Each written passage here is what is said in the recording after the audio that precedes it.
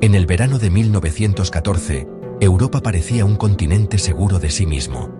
Las potencias celebraban avances tecnológicos, ferrocarriles que unían países, industrias que crecían sin descanso y ciudades iluminadas por una modernidad recién estrenada.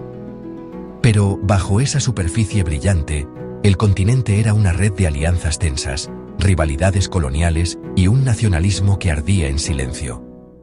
Bastó una chispa para que todo se derrumbara. Esa chispa llegó el 28 de junio de 1914 en Sarajevo, cuando el archiduque Francisco Fernando de Austria fue asesinado por un joven nacionalista serbio.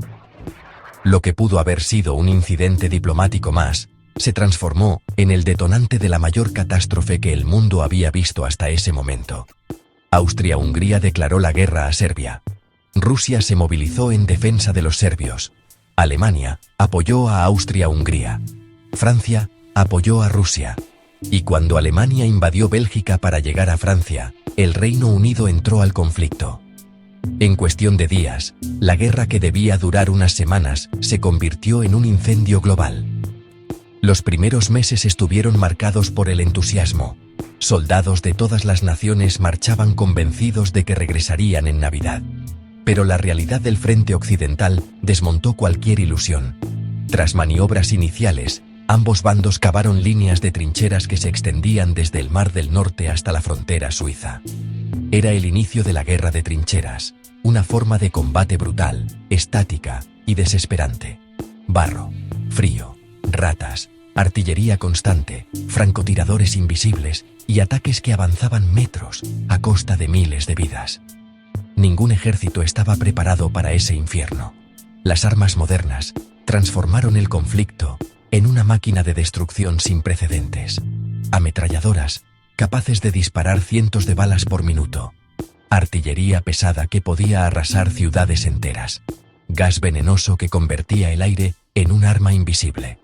Los primeros tanques, lentos e inestables, aparecieron en 1916 como respuesta a un campo de batalla inmóvil. Y en el cielo, aviones frágiles se convirtieron en plataformas de combate, dando inicio a la guerra aérea.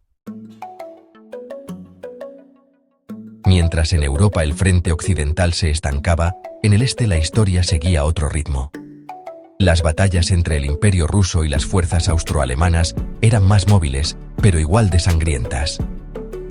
Millones de soldados rusos, mal equipados y mal comandados, cayeron en campañas sucesivas que agotaron al imperio. La crisis interna, sumada al desgaste de la guerra, desembocó en la Revolución Rusa de 1917, que derrocó al zar y transformó la política mundial para siempre. El conflicto no se limitó al continente europeo. El Imperio Otomano entró en guerra, abriendo frentes en Oriente Medio y el Cáucaso. Japón se alineó con los aliados y ocupó colonias alemanas en Asia. África se convirtió en escenario de campañas olvidadas, donde tropas coloniales combatieron en nombre de imperios que apenas conocían. La guerra, por primera vez, era verdaderamente mundial.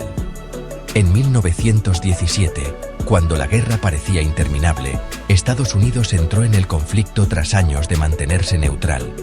Sus razones fueron múltiples: Media Group, Sinking of Lusitania, German U-Boat Attacks on Civilian Ships, Wall Street Economic Activity, 1913, Stock and Distribute Equally, ataques alemanes a barcos civiles, intereses económicos, y el famoso telegrama Zimmermann, en el que Alemania proponía a México una alianza contra los estadounidenses.